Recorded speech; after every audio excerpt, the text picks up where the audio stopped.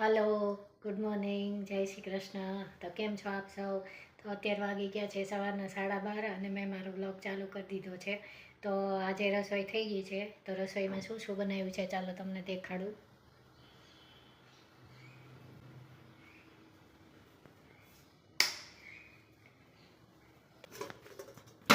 ભીંડા બટેટાનું શાક બનાવ્યું છે આજે.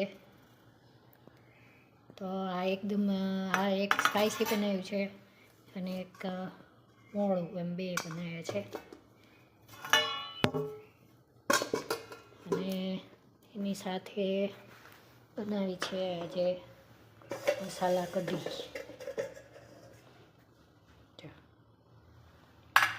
તો આ છે ને એટલે કાઠિયાવાડી કઢી નથી, પણ સિમ્પલ મસાલા કઢી બનાવી છે.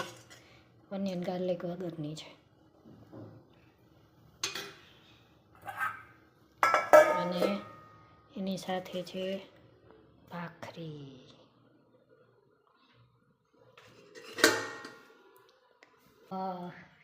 આજે છે ને કેટલા દિવસે ભીંડા બટેટાનું શાક કરવાનો મેળ આવ્યો છે, કારણ કે એના પપ્પાને અમારે ભીંડો ઓછો ભાવે છે અને અમને બેયને બહુ ભાવે.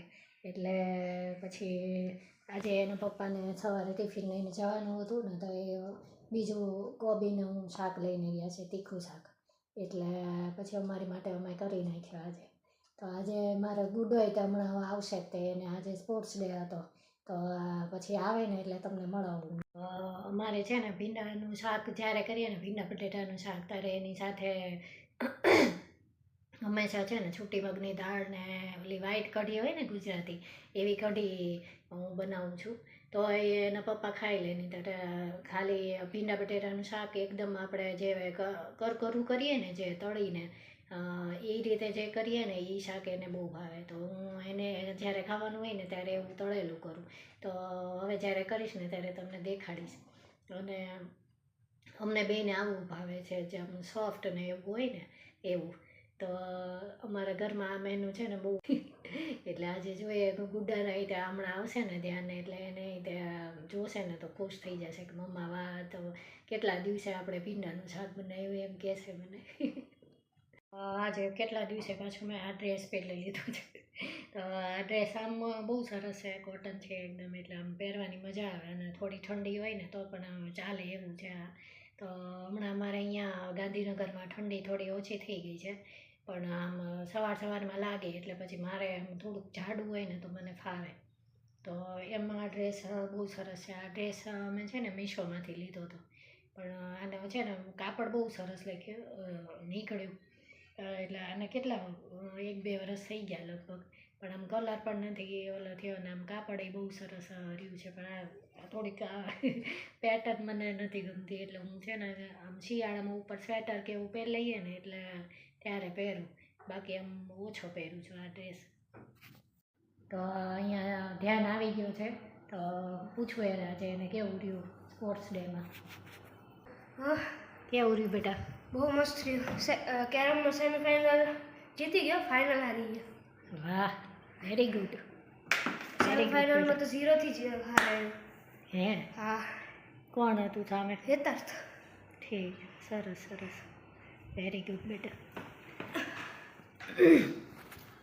તો એ લોકોના આજે સ્પોર્ટ્સ ડે હતો ને, તો એ કેરમમાં રહ્યો હતો અને આ ક્રિકેટમાં રહ્યો છે. તો આવતીકાલે ક્રિકેટની મેચ છે, એટલે કાલે ક્રિકેટમાં જશે. પછી તો અહીંયા થાળી રેડી થઈ ગઈ છે. તો ગુડો ખુશ થઈ ગયો, એને આજે ભીંડા બટેટા ખાવાના છે ને, એટલે તો હવે ટેસ્ટ કરીને કે ગુડું કહે તો બેટા.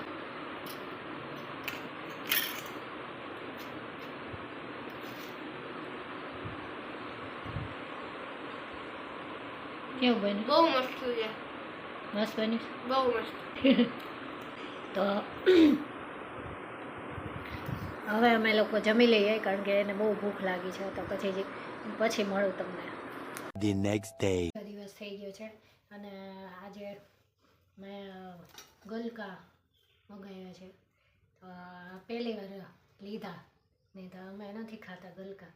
તો તુરિયા અને સેવ તુરિયાનું શાક કરવું હતું, પણ તુરિયા મળ્યા નહીં, એટલે પછી આજે ગલકા મગાવ્યા છે. જોઈએ હવે કેવું થાય છે શાક. આમ તો સરસ છે જો, નાના નાના. બુઢો આવે છે મોડો, એટલે પછી શાક તો મોડેથી બનાવીશ, કારણ કે આ તો તરત થઈ જાય, વાર ન લાગે ને. એટલે સેવ તુરિયાની જેમ જ કરવાનું હોય, એટલે પછી કરીશ ત્યારે. પણ ખાલી છે ને ગલકાને વઘારી રાખીશ, સેવ ને ઈ પછી આવે ને ત્યારે કરીશ, નાખીશ. આ બધા છે ને ઉનાળામાં બહુ સારા પાણીવાળા શાક કહેવાય ને, એટલે પેટમાં ઠંડક માટે બહુ સારા. એટલે આમ ઉનાળામાં આનું શાક વધારે થાય, પણ અત્યારે પછી જલ્દી કરી નાખવાનું હોય કે એવું હોય ને, ત્યારે અમારા ઘરમાં હું બનાવું. સેવ ટમેટા છે, પછી સેવ તુરિયા છે, પછી એકલા ગાંઠિયાનું શાક બનાવું. ફટાફટ કરી નાખવાનું હોય ને ત્યારે એવું કરું. ઘરમાં લાઇટ એક આ રૂમમાં જ આવે છે, મોટા રૂમમાં જ. એવું થાય બહાર બેસું ને તોય તે આમ છે ને આમ અંધારું અંધારું જ લાગ્યા કરે. અને બારીને એવું છે ને ખોલાતું નથી, કારણ કે એ બાજુ ઓલા ગેલેરીમાં બહુ કબૂતર ને એવું આવે છે ને, તો મારું ધ્યાન ન હોય ને, હું અહીંયા અંદર કંઈક સરખું કરવા કે એવી રીતે આવી હોય ને તો અંદર ગરી જાય છે.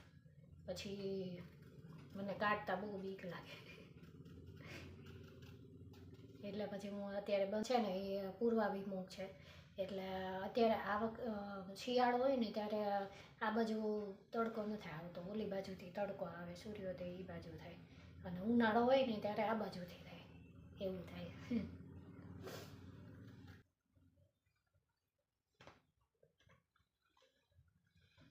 છે તો સરસ.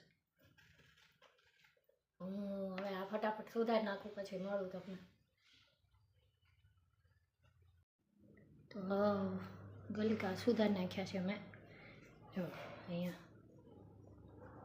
હવે પછી વઘારી નાખીશ, અને અહીંયા જીરા અને મીઠું ને હિંગવાળા પરોઠા બનાવવાના છે.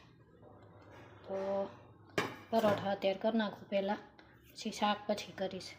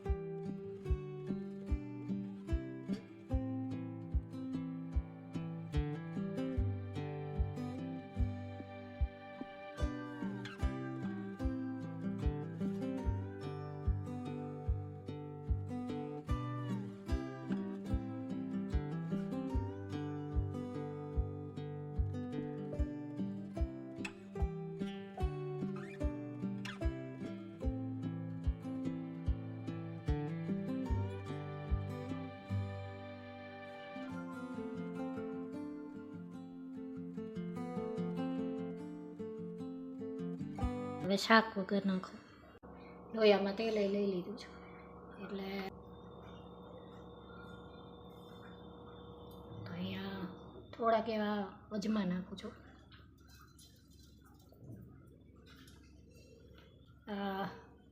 એક મરચું સમારીને નાખીશ. હા, તો જો અજમા થઈ ગયા છે, હવે એમાં હળદર નાખી દઉં, હિંગ, અને આમાં તે મરચાં 2 નાખી દીધા છે, એટલે એક મરચાંના 2 કટકા કરીને, એવી રીતે. બહુ વધારે નથી નાખતી.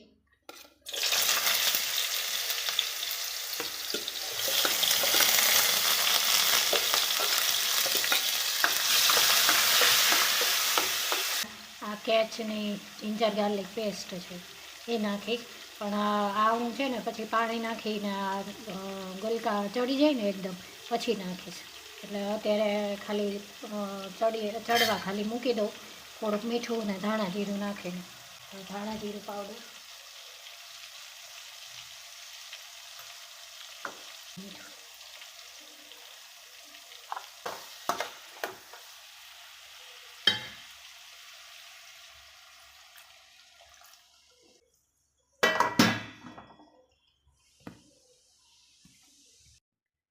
તો શાકને ચડવા મૂકી દીધું છે મેં. અને આમ છે ને તમે ઓલા સેવ તુરિયાનું શાક કરીએ તો એમાં કેવું લસણની કતરણ નાખીને આપણે કરીએ એવી રીતે પણ કરી શકાય, પણ મારે સૂકું લસણ ખાલી થઈ ગયું છે એટલે હું જિંજર ગાર્લિક પેસ્ટ નાખી દેવાની છે. તો સૂકું લસણ કે અત્યારે લીલું લસણ આવે છે તો લીલું લસણ પણ નખાય, એ બહુ સરસ લાગે. એટલે લીલું લસણ નાખીને સાતળીને પછી એમાં ગલકાને નાખીને એમ કરે, એ સરસ લાગે. તો બસ જો હવે થેપલા તો થઈ ગયા છે મારે, અને આ શાક વઘારી દીધું છે એટલે પછી શાકમાં સેવ મારો કૂડો આવી જાય ને પછી નાખીશ, એટલે ઓલું ન થઈ જાય, હાવ કોરું ન પડી જાય. તો આજે મેં છે ને જીરા મીઠાવાળા ને એવા પરાઠા કર્યા હતા.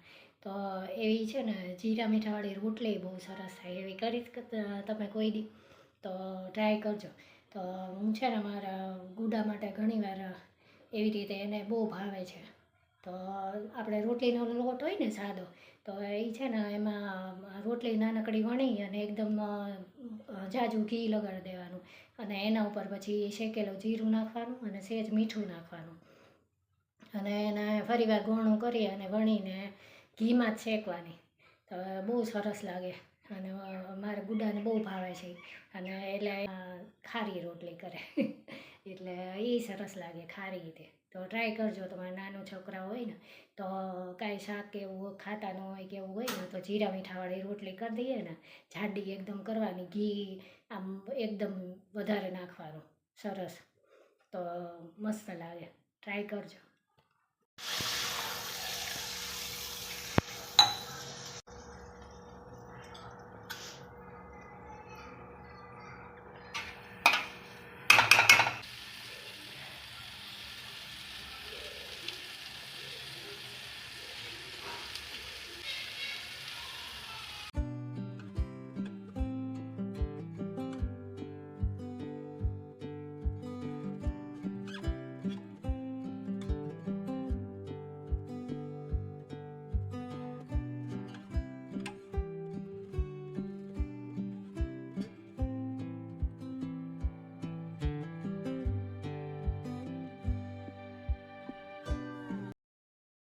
તો પછી શાક સરસ બન્યું હતું, સેવ ગલકાનું.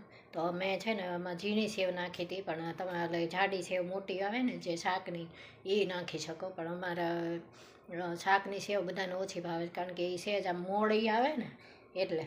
અને આ સેવ હોય ને, ઝીણી સેવ હોય ને, એ થોડીક કંઈ નાખીએ ને તો એને મેગી જેવો ટેસ્ટ આવે એટલે. અને આ શાકમાં તમે મેગી મસાલો નાખો ને તો એ બહુ સરસ લાગે ઉપરથી, એટલે મેં ઝીણી સેવ નાખી હતી. અને પછી અમને જરૂરથી કહેજો, અને જો પસંદ આવે તો એને એક લાઈક આપી દેજો, અને મારી ચેનલને સબસ્ક્રાઈબ કરજો. થેન્ક યુ, જય શ્રી કૃષ્ણ. તો હવે મારો બ્લોગ આવશે મંગળવારે, તો જોવાનું ભૂલતા